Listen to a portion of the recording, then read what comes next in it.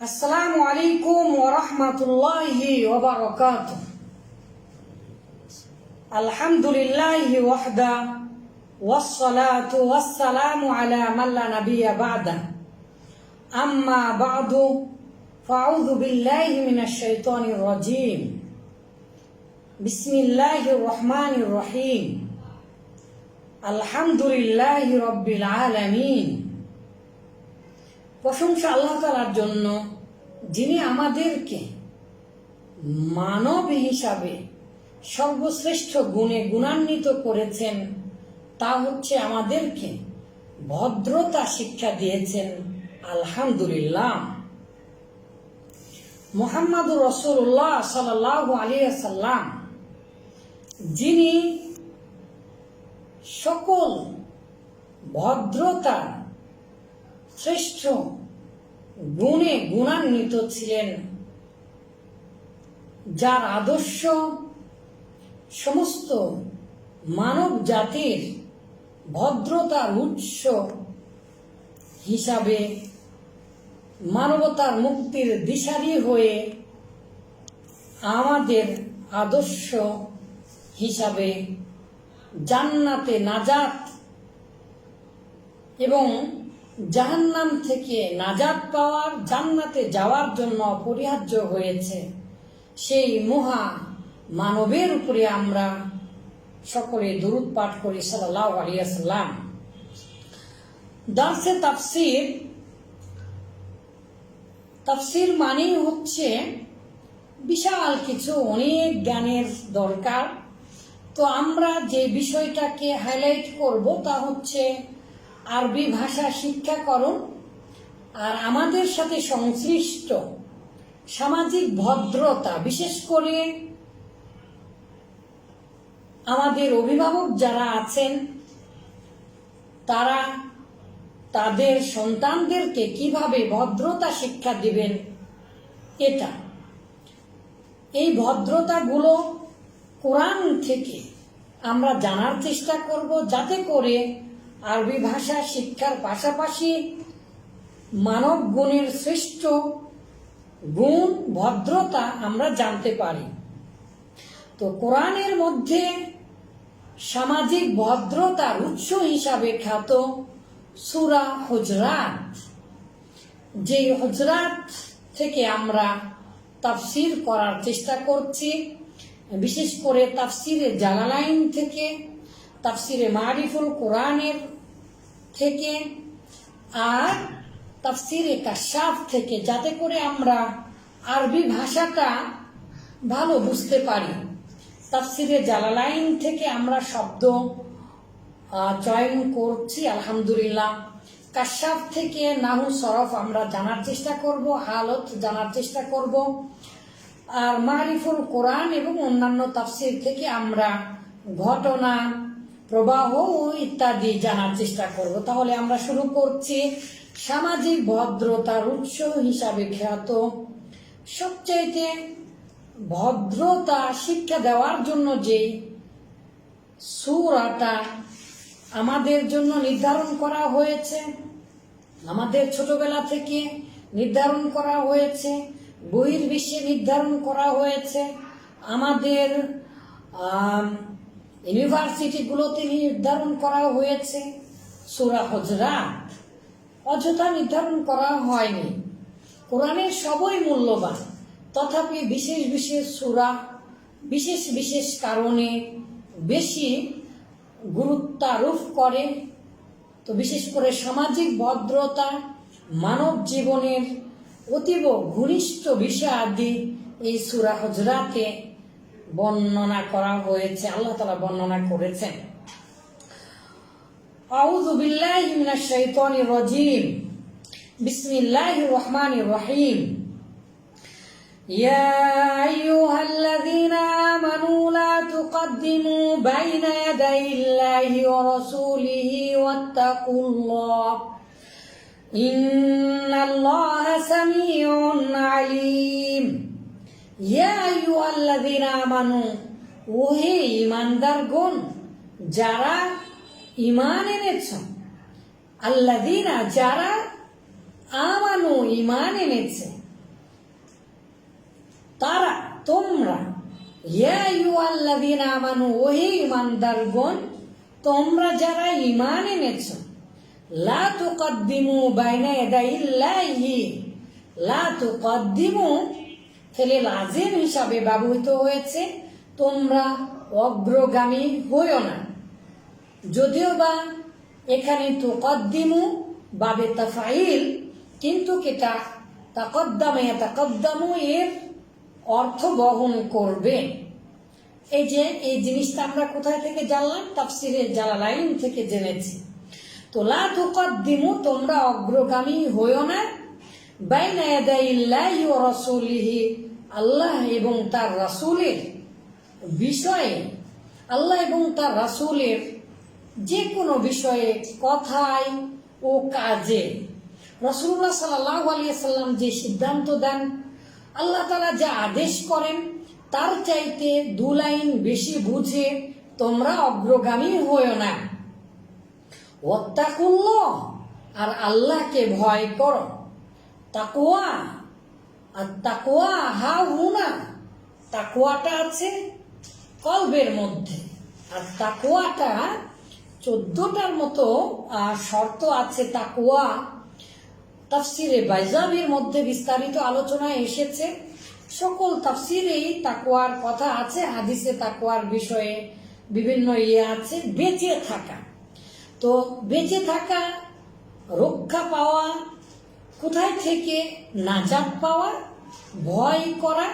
তাকওয়াটা সেটা মূলত ওয়াকিউন থেকে বিআয়া বা সিনায়া, যেটা রক্ষা পাওয়া। কোথায় থেকে রক্ষা পাবে?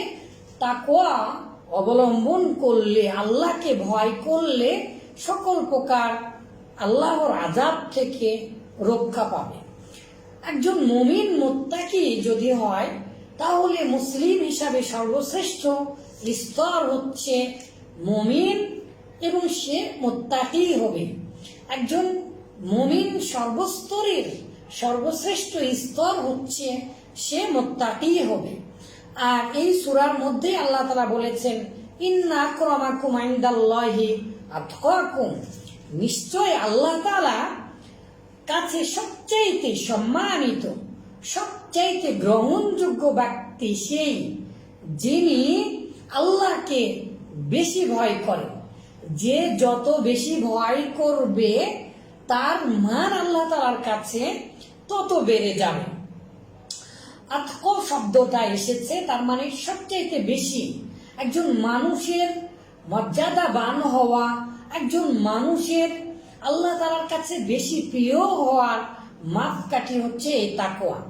তাকওয়ার একেবারে সর্বনিম্ন স্তরের একটি কাজ হচ্ছে সদা সর্বদাই সে চলাফেরা করবে, হাঁটার সময়ও সে এমনভাবে আল্লাহকে ভয় করবে যেন সে কাঁটার উপর দিয়ে হেঁটে যাচ্ছে। কি পরিমাণ সতর্কতা অবলম্বন করবে যখন কোনো ব্যক্তি কাঁটার উপর দিয়ে হেঁটে যাবে, তখন সে অবশ্যই অনেক সতর্কতার সাথে তার পথগুলো ফেলাবে। ঠিক তদ্রূপ চলতে ফিরতে উঠতে বসতে আল্লাহকে ভয় করো। তো ওয়াত্তাকুল্লাহ, আল্লাহকে ভয় করো। ইন্নাল্লাহ, নিশ্চয় আল্লাহ তাআলা সামিউন আলিম, তিনি সবকিছু শোনেন এবং আলিম জানেন। তিনি সর্বজ্ঞাত এবং সর্বশ্রোত, তিনি সবকিছু শোনেন এবং সবকিছুই জানেন। সম্মানিত দিনী ভাই, এই আয়াতের শানে নাজুল, এই আয়াতের যে কারণে নাজিল হয়েছে তা হচ্ছে এই যে বনু তামিম গোত্রের আকরাব ইবনে হাবিস এবং আরেকজন সাহাবী, যে সাহাবীকে বনু তামিম গোত্রের নেতা হিসাবে, খলিফা হিসাবে নির্বাচন করানি, মসজিদে নববীতে এসে আবু বকর রাদিয়াল্লাহু তাআলা আনহু বললেন আকরাব ইবনে হাবিস হবে, আর ওমর রাদিয়াল্লাহু তাআলা আনহু বললেন যে না, আরেকজন সাহাবী হবে। ওমর রাদিয়াল্লাহু তাআলা আনহু এবং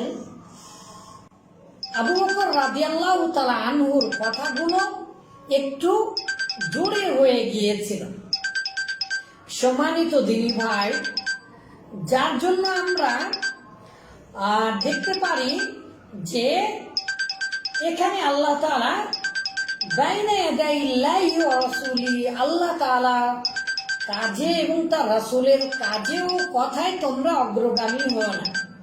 রাসূলুল্লাহ সাল্লাল্লাহু আলাইহি ওয়াসাল্লাম যে সিদ্ধান্ত দেন সেই সিদ্ধান্ত তোমরা মেনে নাও। আল্লাহ তাআলা রাসূলের মাধ্যমে যে সিদ্ধান্ত দেন সেই সিদ্ধান্তর ব্যাপারে তোমরা অগ্রগামী হও না। তো যখন এই কাহিনীটা ঘটল তখন আল্লাহ তাআলা এই আয়াতটি নাজিল করলেন।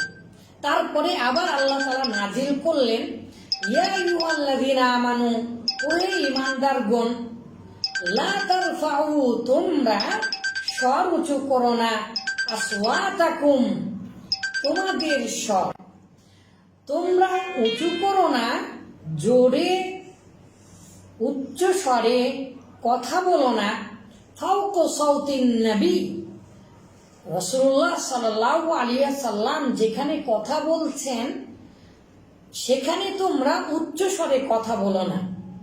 এরকম যে কোনো সম্মানিত ব্যক্তি, রাষ্ট্রনায়ক, শিক্ষক, পিতামাতা, সম্মানিত ব্যক্তিদের কাছে তোমরা উচ্চ স্বরে কথা বলো না। তো রাসূলুল্লাহ সাল্লাল্লাহু আলাইহি সাল্লামের কথার উপরে তোমরা উচ্চ স্বরে কথা বলো না। ওয়ালা তাজহারু লাহু বিল কওল, আর তোমরা তোমাদের কথাকে একেবারে প্রকাশ করে দিও না। কাজারি বাদিকুম, যেমন তোমরা একে অপরে বন্ধুতে সহপাঠীতে করে থাকো, সম্মানিত ব্যক্তির ক্ষেত্রে এভাবে তোমরা আম্বুসাম, মনের কথা এভাবে আবার অভদ্রচিত যে কথাগুলো শোনায় বা উচ্চ স্বরে সেগুলো করো না। যদি করো তাহলে কি হবে? আন তাহবাতু আমালুকুম, যদি রাসূলুল্লাহ সাল্লাল্লাহু আলাইহি ওয়াসাল্লামের শানে তোমরা বেয়াদবি করো, যদি তোমরা এমন অভদ্রাচরণ করো, তাহলে তোমাদের আমলগুলো নষ্ট হয়ে যাবে। ওয়া আনতুম লা তাশউরুন, আর এমন তো অবস্থায় তোমরা উপলব্ধি করতে পারবে না, এমন তো অবস্থায় তোমরা জানতেই পারবে না যে তোমাদের আমলগুলো ধ্বংস হয়ে যাচ্ছে, তোমাদের আমলগুলো বাতিল হয়ে গেল। তাই তোমরা সাবধান থাকো। ইন্নাল্লাযীনা ইয়াগুদ্দুনা আসওয়াতাহুম ইনদা রাসূলিল্লাহ, আর যারা ইয়াগুদ্দুনা আসওয়াতাহুম, তাদের স্বরকে নিচু করে, আস্তে কথা বলে, ইনদা রাসূলিল্লাহ, রাসূলুল্লাহ সাল্লাল্লাহু আলাইহি ওয়াসাল্লামের নিকটে, সম্মানিত ব্যক্তির নিকটে, ওস্তাদের নিকটে, পিতামাতার কাছে যারা নিম্ন স্বরে কথা বলে, রাসূলুল্লাহ সাল্লাল্লাহু আলাইহি ওয়াসাল্লামের সাথে যারা নিম্ন স্বরে কথা বলে, উলাইকাল্লাযীনা ইমতাহানাল্লাহু কুলুবাহুম, ওই সকল লোকদের অন্তরকে আল্লাহ তাআলা পরীক্ষা করেন। ইমতাহানাল্লাহু, আল্লাহ তাআলা পরীক্ষা করেন ওই সকল লোকদের, কুলুবাহুম, তাদের অন্তর। কেন পরীক্ষা করেন? লিত্তাকওয়া, আল্লাহ ভীতি প্রকাশ করার জন্য। সে কি আল্লাহকে ভয় করে? যারা নিম্ন স্বরে কথা বলে, যারা ঈমান এনেছে, যারা রাসূলুল্লাহ সাল্লাল্লাহু আলাইহি ওয়াসাল্লামকে আদর্শ রূপে গ্রহণ করেছে, তারা আল্লাহকে কি ভয় করে? এই প্রকাশ হওয়ার জন্য, তাদের তাকওয়াটা, আল্লাহ ভীতিটা প্রকাশ করার জন্য আল্লাহ তাআলা তাদের অন্তরকে পরীক্ষা করেন। লাহুম মাগফিরাতুন ওয়া আজরুন আযীম, আর তাদের জন্য রয়েছে ক্ষমা, ওয়া আজরুন আযীম, এবং মহা পুরস্কার। সম্মানিত দিনী ভাই, কুরতুবীতে এই আয়াতের তাফসীর, বিশেষ করে ইয়া আইয়ুহাল্লাযীনা আমানু লা তারফাউ আসওয়াতাকুম ফাওকা সাওতিন নবী, এই আয়াতের তাফসীর করেছেন যে খাইবারে যুদ্ধে যাওয়ার সময় মদিনাতে আমির নিযুক্ত করার বিষয়ে আবু বকর রাদিয়াল্লাহু তাআলা আনহু এবং ওমর রাদিয়াল্লাহু তাআলা আনহু মাঝে তর্কাতর্কি, বাকবিতণ্ডা, উচ্চ স্বরে কথাবার্তা বলা হচ্ছিল। এমন সময় রাসূলুল্লাহ সাল্লাল্লাহু আলাইহি সাল্লাম তখন উপস্থিত ছিলেন, আর এই প্রেক্ষিতে এই আয়াতগুলো নাজিল করা হয়েছে।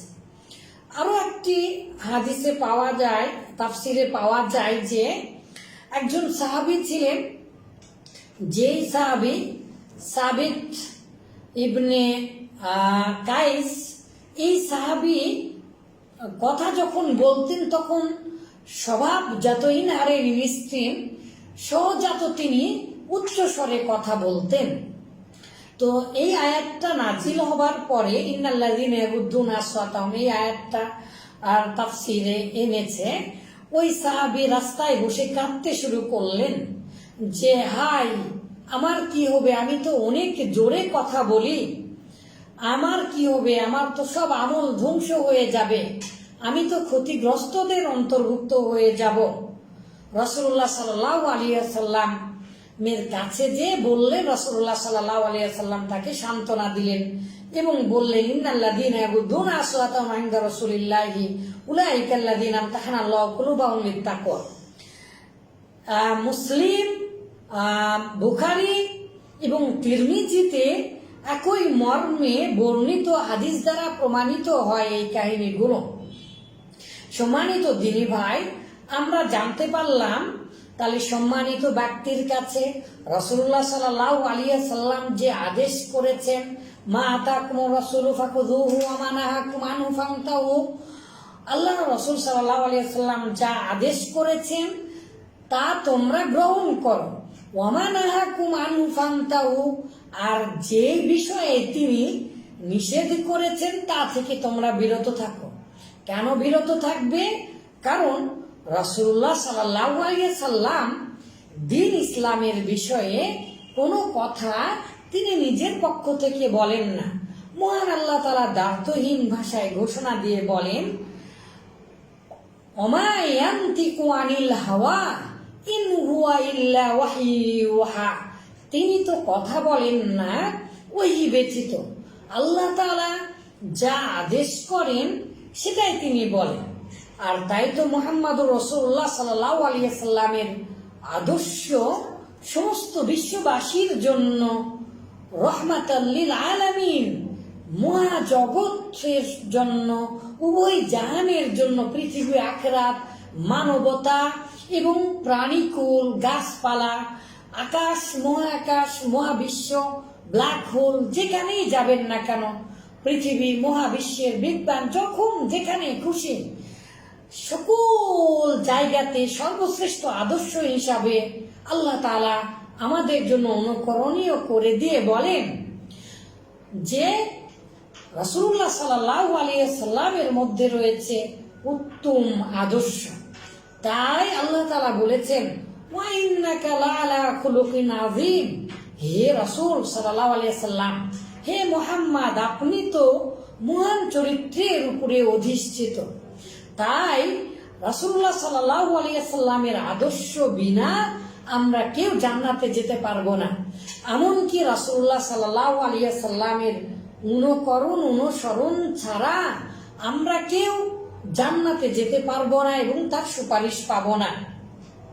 তাই রাসূলুল্লাহ সাল্লাল্লাহু আলাইহি সাল্লামের সম্পৃক্ত যারা আছেন, যারা দ্বীনের ধারক বাহক, উলিল আমর যারা আছেন, নেতা নেত্রী, সম্মানিত ব্যক্তিবর্গ, শিক্ষক, সমাজের অধিপতি, তাদের সাথে ভাষাগত দিক থেকে খুবই সতর্কতার সাথে কথা বলতে হবে। যেমন বেদুইনেরা একদিন এসে রাসূলুল্লাহ সাল্লাল্লাহু আলাইহি সাল্লামের কাছে এসে দুপুরের জহরের সময় খাবার পরে রাসূলুল্লাহ সাল্লাল্লাহু আলাইহি ওয়াসাল্লামের কাছে এসে তারা বললেন, ইয়া মুহাম্মাদ উখরুজ ইলাইনা, ওই মুহাম্মদ বের হয়ে আসো ঘর থেকে, আমাদের কাছে আসো।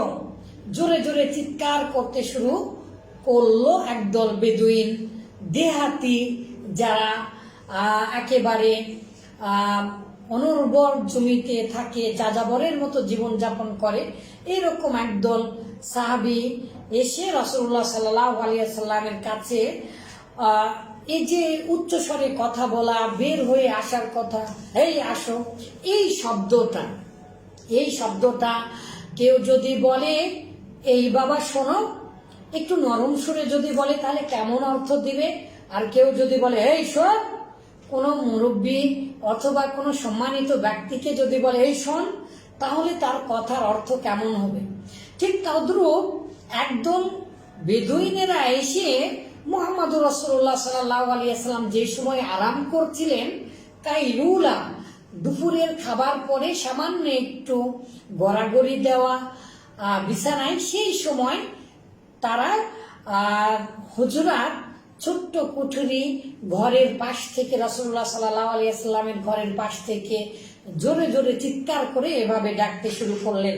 তাই আল্লাহ তাআলা এই আয়াতগুলো নাজিল করলেন, বললেন, ইন্নাল্লাযীনা ইউনাদুনাকা, নিশ্চয়ই যারা ইউনাদুনাকা, আপনাকে আহ্বান করে, যারা আপনাকে ডাকে এই বলে, ইয়া মুহাম্মদ উখরুজ ইলাইনা, ওই মুহাম্মদ তোমরা আমার কাছে চলে এসো, ওই মুহাম্মদ তুমি আমার কাছে আসো, এভাবে যারা অভদ্র স্বরে, উচ্চ স্বরে ডাকাডাকি করে, মি ওয়ারাইল হুজরাত, ঘরের পাশ থেকে, আকসারুহুম লা ইয়াকিলুন, তাদের অধিকাংশই বোঝে না, তারা ভদ্রতা জানে না, তারা গ্রাম্য, আস্তাগফিরুল্লাহ রাব্বি মিন কুল্লি যামবি ওয়া আতুবু ইলাইহি, গ্রাম্য বলে আমাদের সমাজে গালি দেওয়া হয়।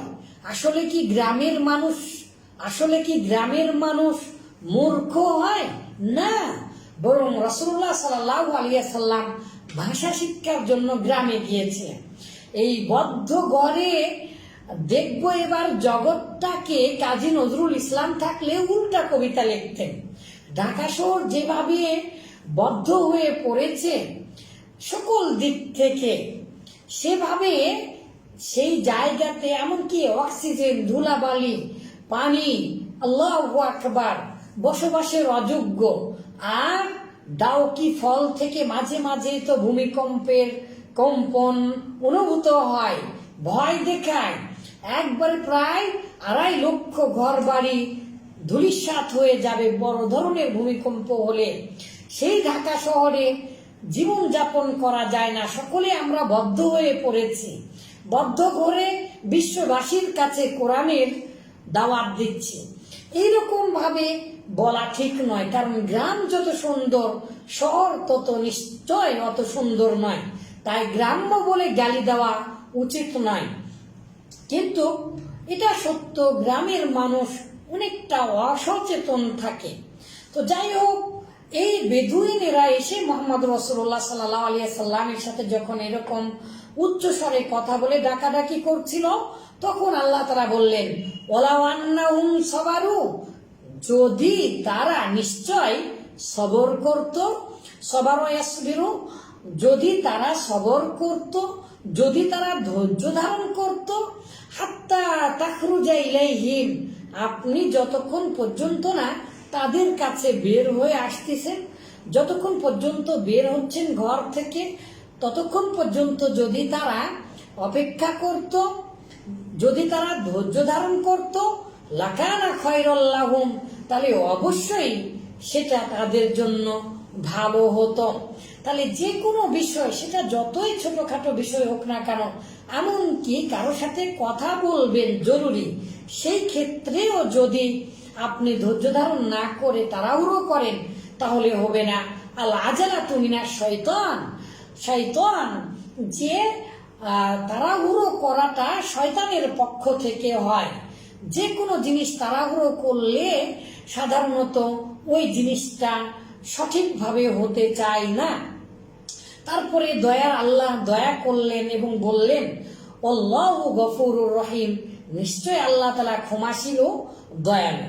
সম্মানিত দিনী ভাই, ইয়া আইয়ুহাল্লাযীনা আমানু, ওহে ঈমানদারগণ যারা তোমরা ঈমান এনেছো, ইয়া আইয়ুহাল্লাযীনা, ওহে ওই সকল লোকেরা, আল্লাযীনা যারা, আমানু ঈমান এনেছো, তার মানে ওই সকল লোকেরা যারা ঈমান এনেছো তোমরা, ইনজাকুম যখন তোমাদের কাছে ফাসিকুন কোন পাপাচার ব্যক্তি কোন সংবাদ নিয়ে আসবে, বিবিসি, সিএনএন, আরো যেগুলো রয়টার্স, পৃথিবীব্যাপী যতগুলো সংবাদ মাধ্যম আছে, আমাদের বাংলাদেশের হলুদ সাংবাদিকতা থেকে শুরু করে পাঁচ আটা যেগুলো সাংবাদিকতা করে অভ্যস্ত, যারা মার্কা মারা, ঠিক তাদের কথা শুনবে আর বিশ্বাস করবে, এরকম যেন না হয়।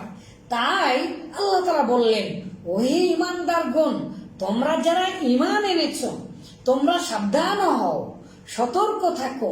ইনজাকুম যদি তোমাদের কাছে নিয়ে আসে ফাসিকুন পাপাচারী কোনো ব্যক্তি যাকে আপনি চিনেন না, এরকম ব্যক্তি কোনো খবর নিয়ে আসে, বিনাবাইন খবর নিয়ে আসা, যা আয়াজিও মানে হচ্ছে আসা, আর যা বি মানে নিয়ে আসা।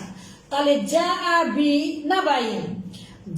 বি নাবাইন খবর নিয়ে এলো, যেহেতু বিহাদা আমি এটা নিয়ে এলাম, মা যেহেতু বিহা আমি সেটা নিয়ে আসিনি। ঠিক তদ্রূপ ভাবে যা ফাসিকুম বিনাবাইন, যখন তোমাদের মধ্যে কোনো একজন ব্যক্তি, পাপাচারী ব্যক্তি, কোনো একজন ব্যক্তি যখন কোনো খবর নিয়ে আসবে, ফাতাবাইয়ানু তখন তোমরা সেটা যাচাই বাছাই করো। তাফসীরে জালালাইনে ফাতাবাইয়ানু শব্দের অর্থ করেছে ফাসাব্বাতু, তোমরা সেই খবরটাকে সত্য মিথ্যা কিনা তার উৎস যাচাই করো। আনতুসিবু কওমান বিজাহালাতিন, তা না হলে তোমাদেরকে পেয়ে বসবে অজ্ঞতার বশবর্তী হওয়ার কারণে। ফাতাবাইয়ানু তোমরা যাচাই বাছাই করো, আর যদি যাচাই বাছাই না করো তাহলে কি করবে? ওই খবরের ভিত্তির মাধ্যমে। এই কথাটা কতটা জরুরি। আধুনিক যুগের রাজনৈতিক মঞ্চ থেকে শুরু করে চায়ের দোকানের চায়ের চুমুকে আর সাথে সাথে ধোঁয়া যেন ওড়ে না, মানুষের গীবত ওড়ে, মিথ্যা কথা আর শোনা কথায় কান দিয়ে গীবত করে। আর এই গীবতটা হচ্ছে মৃত ভাইয়ের গোশত খাওয়ার সমান। এই সূরাতে আল্লাহ তাআলা বলেছেন, বর্তমান বিশ্বের সবচেয়ে অধিক চর্চাকারী গুনাহ হচ্ছে, অধিক চর্চিত গুনাহ হচ্ছে, সবচেয়ে বেশি যে গুনাহটা হর হামেশা শোয়া থেকে শুরু করে জাগ্রত হওয়া পর্যন্ত স্বামী স্ত্রী সন্তান সন্ততির মাঝে বংশ পরম্পরায় ইনজেকশন করে দেওয়ার মতো জীবন, অন্যের দুর্নাম করা, রাজনীতির মঞ্চ থেকে চায়ের চুমুকে ধোঁয়া উড়ানোর সাথে সাথে আমরা যে গুনাহটা করে থাকি তা হচ্ছে মূলত অন্যের দোষ অন্বেষণ করা, অন্যের দোষ অন্যের কাছে বলা, গীবত করা। সেই রকম খবর, যে কোনো খবর শোনা মাত্রই বলা। এমনকি হাদিসে এসেছে যে কাফাবিল মারই কাযিবান, একজন ব্যক্তির জন্য মিথ্যাবাদী হওয়া যথেষ্ট হয়ে যাবে মা সামিয়া, যে শুনলো তাই সে বলল, যে একটা কথা শুনলো আর সেটাই বলে দিল। কার কাছ থেকে শুনলো, কিভাবে শুনলো, যার কাছ থেকে শুনলো সে সত্যবাদী কিনা, সে আল্লাহকে ভয় করে কিনা, তাই সে কি মিথ্যা কথা বলে, তার কথা কি সত্য হতে পারে, কথাটা কি গ্রহণযোগ্য, সেই কথার ভিত্তি কতটুকু, সেগুলো না জেনে সব কিচ্ছা কাহিনীর মতো মনের তাবেদারি করার সাথে সাথে বলে দিল। এরকম খবর নিয়ে তোমরা কোনো জাতির উপরে, কোনো ব্যক্তির উপরে আক্রোশ করে বসো না, আক্রমণ করে বসো না। তোমরা এমন কোনো কথা বলো না, এমন কোনো কাজ করো না যে কাজটা বুমেরাং হয়ে ফাতুসবিহু, আর তোমরা তাতে হয়ে পড়ো আলা মা ফালতুম, যা তোমরা করলে অজ্ঞতা বশবর্তী হয়ে, না জেনে, উৎস যাচাই বাছাই না করে, ভদ্রতার ধার না ধরে আর ধাই ধাই করে আপনি আপনার প্রবৃত্তিকে, আপনি আপনার মতকে, আপনি আপনার চাওয়া পাওয়াকে প্রাধান্য দিতে যে আপনি অন্যের সাথে শত্রুতার বশবর্তী হয়ে আপনার অজান্তেই আপনি যদি কি করে বসেন, অন্যের ক্ষতি করে বসেন, তাহলে তোমরা কি করবে? ফালতুম, তোমরা যা করলে তার জন্য না দিমিন, তোমরা আক্ষেপকারী হবে, অনুশোচনাকারী হবে, তোমাদের কাছে সেটা খারাপ লাগবে। এই আয়াতের শানে নাজুলটা জানলে আমরা অর্থ আরো ভালোভাবে বুঝবো।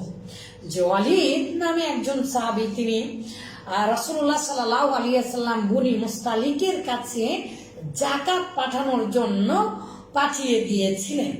তো এই ওয়ালিদ তিনি রাদিয়াল্লাহু আনহু, তিনি যে যাবার আগে যখন দেখলেন বনি মুস্তালিকের কিছু যুবকেরা তাকে আহ্বান করার জন্য, তাকে তাহনিয়া বা উহান্নিউ বা রহিবু বিহি, তাকে স্বাগত জানানোর জন্য কি করলো, তারা কওম থেকে, তাদের পাড়া থেকে বের হয়ে সামনে এসেছে। কিন্তু ওয়ালিদ মনে করলো যে না, পূর্ব শত্রুতা ছিল, ইসলাম পূর্ব কিছু ঝামেলা ছিল, এই জন্য সে মনে করলো ঠিক তাকে হত্যা করার জন্য বের হয়েছে। এই জন্য তিনি ফিরে গেলেন এবং রাসূলুল্লাহ সাল্লাল্লাহু আলাইহি ওয়াসাল্লামকে বললেন, ইয়া রাসূলুল্লাহ, তারা তো যাকাত দিতে অস্বীকার করেছে। রাসূলুল্লাহ সাল্লাল্লাহু আলাইহি ওয়াসাল্লাম ইসলামের মূল 5টি স্তম্ভের অন্যতম স্তম্ভ, বিশেষ করে ধনী ব্যক্তিদের জন্য আবশ্যকীয়, অবশ্যই ফরজিয়াত, যেটা এই যাকাত না আদায় করার কারণে যুদ্ধ করা অপরিহার্য হয়ে পড়লো। রাসূলুল্লাহ সাল্লাল্লাহু আলাইহি ওয়াসাল্লাম সাহাবীদেরকে নিয়ে বের হয়ে পড়লেন। আর বের হয়ে পড়ার সময় রাসূলুল্লাহ সাল্লাল্লাহু আলাইহি ওয়াসাল্লাম যুদ্ধ করার জন্য যখন বের হলেন, বনি মুস্তালিক গোত্রের মানুষেরা রাসূলুল্লাহ সাল্লাল্লাহু আলাইহি ওয়াসাল্লামের যুদ্ধাঙ্গদেহী মনোভাব দেখে রাসূলুল্লাহ সাল্লাল্লাহু আলাইহি ওয়াসাল্লামের উপরে ঈমান এনেছিল, তারপরেও তারা বাড়িঘর ছেড়ে পালিয়ে চলে গেলেন। যুদ্ধের ঠিক আগের মুহূর্তে রাসূলুল্লাহ সাল্লাল্লাহু আলাইহি ওয়াসাল্লাম খালিদ ইবনে ওয়ালিদকে পাঠিয়ে দিলেন যে কি খবর, যে দেখে আসো।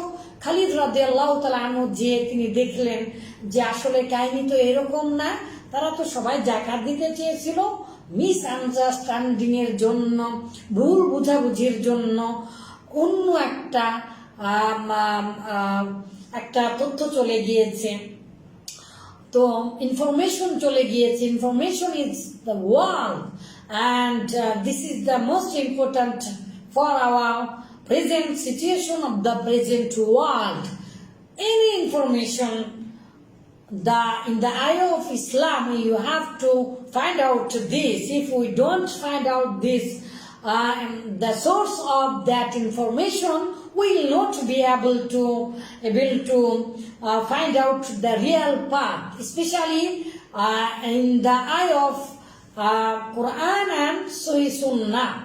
কোরআন এবং সহিহ সুন্নাহ, ইসলামের বিধিবিধান জানার জন্য যদি আপনি সচেতন না হন, বিশেষ করে আধুনিক বিশ্বে যখন ফেসবুক সকলের মুখ পড়া যায়, social media, mass media and print media and electronics media, others media, propaganda, this is the part of our parcel of our life. We can't avoid this mass media. If you avoid this mass media, you can't dream in this present situation. So be careful about your information.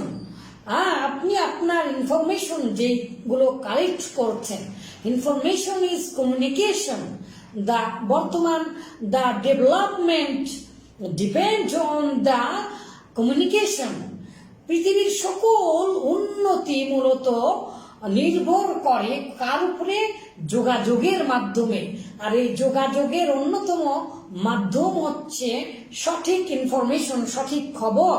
আর এই বিশ্বের সকল print মিডিয়াগুলো, এই Facebook, marker Zuckerberg, যাকে গত দুদিন আগেও খবরে শুনলাম যে গোটা পৃথিবীতে পরকীয়ার অন্যতম মাধ্যম করে দিয়েছে ফেসবুক। পারিবারিক, সামাজিক, রাষ্ট্রীয়, এমনকি রাজনৈতিক অঙ্গনে বিশাল ভূমিকা রাখা এই ফেসবুক, সেই সাধারণত ফেসবুক ব্যবহার করে না। যাই হোক, তাফসীর করছিলাম, অন্যদিকে না যাই। তো যে কোনো খবর তোমরা অযথা শোনো না। যে কোনো খবর তোমরা শোনার পরে সেটার সত্যতা যাচাই করো। বিশেষ করে ইহুদি, খ্রিস্টান, ইসলাম বিদ্বেষী যারা, তাদের খবর তো তোমরা বিশ্বাস করবে না। ফাতাবাইয়ানু, তোমরা বর্ণনা করো, তথ্য সংগ্রহ করো। ফাসাব্বাতু, তোমরা সেটাকে সাব্যস্ত করো। ফাতাসাব্বাতু, তোমরা সেটাকে একেবারে পরতে পরতে আস্তে আস্তে যাচাই বাছাই করো। তা না হলে কিন্তু মিসআন্ডারস্ট্যান্ডিং হয়ে যাবে। মুসলিম ভাইদের মধ্যে, তোমাদের মধ্যে মারামারি, কাটাকাটি, হিংসা, বিদ্বেষ ঢুকে যাবে। সম্মানিত দিনী ভাই, আমরা শেষ করে ফেলবো সামাজিকতার অন্যতম। আসলে এই সূরাটার প্রতি অনেক কাজ করে। ছোটবেলাতে একবার পড়েছিলাম, তারপরে হচ্ছে আলহামদুলিল্লাহ পড়া হয়েছে।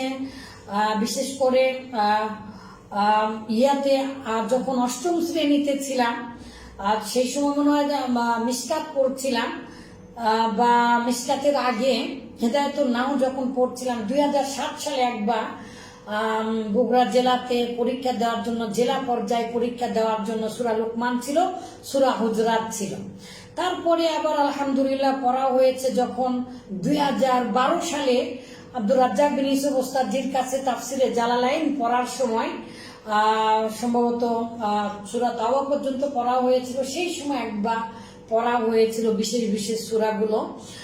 পাশাপাশি সম্ভবত যখন ইউনিভার্সিটিতে পড়ছিলাম, মদিনাতে পড়া হয়েছে। মদিনা থেকে আসার পরে আবার যখন 2022 সালে জগন্নাথ ইউনিভার্সিটিতে এই সূরাটা ছিল, তখন পড়ছিলাম। পাশাপাশি আলহামদুলিল্লাহ এখন আবার পড়তে হচ্ছিল নিবন্ধনের জন্য। তো বিশেষ করে আমাদের সংশ্লিষ্ট যে সকল 61,000 পরিবার আমাদের এই পেজের যারা আছেন, তাদের অভিভাবক যারা আছেন, কুল্লুকুম রাইন, প্রত্যেকেই অভিভাবক, প্রত্যেকেই দায়িত্বশীল। সামাজিক ভদ্রতা, বিশেষ করে আধুনিক যুগের সাথে ভাষার অপ্রাসঙ্গিকতা এবং ভাষার যে অভদ্রাচারণ শব্দের প্রয়োগ করছে আমাদের পরিবার থেকে আমাদের সন্তানেরা, এগুলো বিষয়ে তাদেরকে সতর্ক করা এবং ভদ্রাচারণ ব্যবহার শিক্ষা দেওয়া। গোটা পৃথিবী যেভাবে চলছে, গোটা পৃথিবী কালোকে সাদা, সাদাকে কালো করছে, অর্থনৈতিক ভাবেও করছে। ঠিক সেই খবরের উপরে ইনফরমেশন ইজ ওয়েলথ বা information is communication depend on the development. এইরকম বিষয়ে আমরা যেন সতর্ক হতে পারি। যদি আল্লাহ তাআলা আমাদের প্রতি দয়া না করেন তাহলে কি হবে? আমরা পথভ্রষ্ট হয়ে যাব। তাই আল্লাহ তাআলা বললেন, ওয়ালামু, তোমরা জেনে রাখো, আন্না ফিকুম রাসূলুল্লাহ, তোমাদের মধ্যেই তো রাসূলুল্লাহ সাল্লাল্লাহু আলাইহি ওয়াসাল্লাম আছেন, তোমাদের মধ্যেই জ্ঞানী গুণী লোকেরা আছেন। তোমরা কি করো? সাবধান হও। লাউ ইউতিউকুম ফি কাসিরিম মিনাল আমরি, অধিকাংশ বিষয়ে, অনেক বিষয়ে যদি তিনি রাসূলুল্লাহ সাল্লাল্লাহু আলাইহি ওয়াসাল্লাম তোমাদেরকে মেনে নেয়, অনুসরণ করে, লানিতুম, তাহলে অবশ্যই তোমরাই তার বিরুদ্ধাচরণ করবে, তোমরা তার কথা মেনে নিবে না। যে কোনো জিনিস হলো, যে কোনো বিষয় এলো আর করে ফেললে চিন্তা ভাবনা না করে, পরামর্শ না করে, পরিবারের সাথে পরামর্শ না করে, ওয়াশাবিরহুম ফিল আমর, পরিবারের সাথে পরামর্শ করা, আপনার সংশ্লিষ্ট ব্যক্তির সাথে পরামর্শ করা, আপনার ওয়াইফের সাথে পরামর্শ করা, আপনার বড় সন্তান, আপনার সন্তানদের সাথে পরামর্শ করা, আপনার মুরব্বীদের সাথে পরামর্শ করা, আলিম ওলামাদের সাথে পরামর্শ করা, সামাজিকভাবে, রাষ্ট্রীয়ভাবে, বৈশ্বিকভাবে, বিশ্ব মানবতার সাথে পরামর্শ করা, এগুলো আপনার জন্য জরুরি। রাসূলুল্লাহ সাল্লাল্লাহু আলাইহি সাল্লামও যদি সকল বিষয়ে পাশ করে অথবা জয়যুক্ত হয়েছে এর উপরে ভিত্তি করে ভোটাধিকার প্রয়োগ করে যদি সব কাজ করে দেন, খারাপ কাজও যদি করে দিতেন, তাহলে তোমরাই সেটা মানতে না। লানিতুম, অবশ্যই তোমরা তার বিরুদ্ধাচরণ করতে, অবাধ্যচারণ করতে, অবদ্ধতা করতে, সীমালঙ্ঘন করতে। কিন্তু ওয়ালাকিন্নাল্লাহ হাব্বাবা ইলাইকুমুল ঈমানা, কিন্তু আল্লাহ তাআলা তোমাদের কাছে প্রিয় করে দিয়েছেন ঈমানা, তোমাদের ঈমানকে। ওয়াযায়্যানাহু, আর আল্লাহ তাআলা সেই ঈমানকে সুসজ্জিত করেছেন ফি কুলুবিকুম, তোমাদের অন্তরের মধ্যে। যে কোনো পাপাচার হওয়া মাত্রই আমাদের অন্তরে আঘাত লাগে। এটাই হচ্ছে ইস্তাফতি কলবাক, তুমি তোমার অন্তরকে জিজ্ঞাসা করো। যদি তোমার অন্তর খারাপ বলে, যদি তোমার অন্তরে কষ্ট লাগে, তাহলে মনে রেখো সেটাই পাপ, সেটা ভালো জিনিস নয়। তোমার অন্তর জানে তুমি ভালো কাজ করছো নাকি খারাপ কাজ করছো। তাই ঈমানটাকে মূলত আল্লাহ তাআলা অন্তরের মধ্যে দিয়েছেন। আর তাকওয়া হাহুনা, তাকওয়াটা অন্তরের মধ্যে সেট করে দিয়েছেন। আল্লাহ ভীতিটা আমাদের কাছে প্রিয় করে দিয়েছেন, তা না হলে পৃথিবীর সবকিছু করা সম্ভব। তাই আল্লাহ তাআলা বললেন ওয়াকাররাহা ইলাইকুমুল কুফর, আর অস্বীকার করা, খারাপ কাজ করা, কুফরি করা, আল্লাহ তাআলার সাথে কুফরি করা, এটা তো তোমাদের কাছে আল্লাহ তাআলাই অপছন্দনীয় করে দিয়েছেন। ওয়াল ফুসুক, আর পাপাচার, সকল প্রকার পাপ কাজকেও তোমাদের কাছে অপছন্দনীয় করে দিয়েছেন।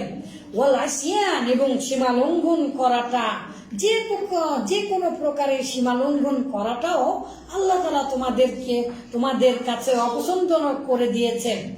আর এই জন্যই তো তোমরা উলাইকা হুমুর রাশিদুন, যারা কুফরি করে না, যারা পাপ কাজ করে না, যারা যে কোনো বিষয়ে সীমা লঙ্ঘন করে না, যারা মধ্যম পন্থা অবলম্বন করে, যারা সৎ কাজ যে অন্বেষণ করত, সৎ আমল সম্পাদন করে, যারা সত্যকে অন্বেষণ করত, সত্যের দ্বারা দংশিত হয়ে সংক্রমিত ভাবে সত্যের রোগকে ছড়িয়ে দেয়, আর যারা কোনো অবস্থাতেই আল্লাহর কোনো বিধান এবং মানুষের উপকারকে অস্বীকার করে না, তারা উলাইকা হুমুর রাশিদুন, তারাই হেদায়েত প্রাপ্ত, তারাই সফলকামী।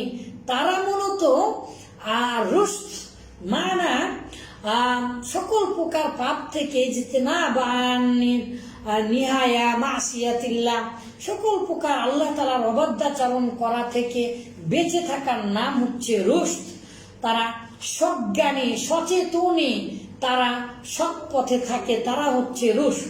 উলাইকা হুমুর রাশিদুন, তারাই তো রাশেদ। ফাদলাম মিনাল্লাহি ওয়া নি'মা, আর এটা পৃথিবীর সকল সৎ কর্ম মূলত আল্লাহ তাআলার অনুগ্রহ, বই কিছুই নয়। এটা আল্লাহ তাআলার দয়া এবং তোমাদের কাছে এটা বড় নিয়ামত আল্লাহ তাআলার পক্ষ থেকে। আল্লাহু আলিমুন হাকিম, আর নিশ্চয় আল্লাহ তাআলা আলিম, মহাজ্ঞানী, হাকিম, প্রজ্ঞাময়। তিনি ভালো জানবেন, তিনি বিচার করবেন, সবকিছুর বিচার করেন, ফয়সালা করেন। আল্লাহ যা করেন ভালোর জন্যই করেন। তাই বলে আল্লাহ তাআলার আদেশে গাছের পাতাও নড়ে না, বা আল্লাহ তাআলার হুকুমে গাছের পাতাও নড়ে না, বিশেষ করে এরকম না। পৃথিবীর সকল কাজ, খারাপ কাজগুলো আল্লাহ তাআলার আদেশেই হয়, বিষয়টা কিন্তু এরকম নয়। ইনশাআল্লাহ আমরা আস্তে আস্তে জানবো। আলহামদুলিল্লাহ, আল্লাহ তাআলার ইচ্ছায় আমরা জানতে পারলাম يا أيها الذين آمنوا لا تقدموا بين يدي الله ورسوله واتقوا الله إن الله سميع عليم. يا أيها الذين آمنوا لا ترفعوا أصواتكم فوق صوت النبي ولا تجهروا له بالقول كجهر بعضكم لبعض أن تحبط أعمالكم وأنتم لا تشعرون. إن الذين يغضون أصواتهم عند رسول الله أولئك الذين امتحن الله قلوبهم للتقوى لهم مغفرة وأجر عظيم.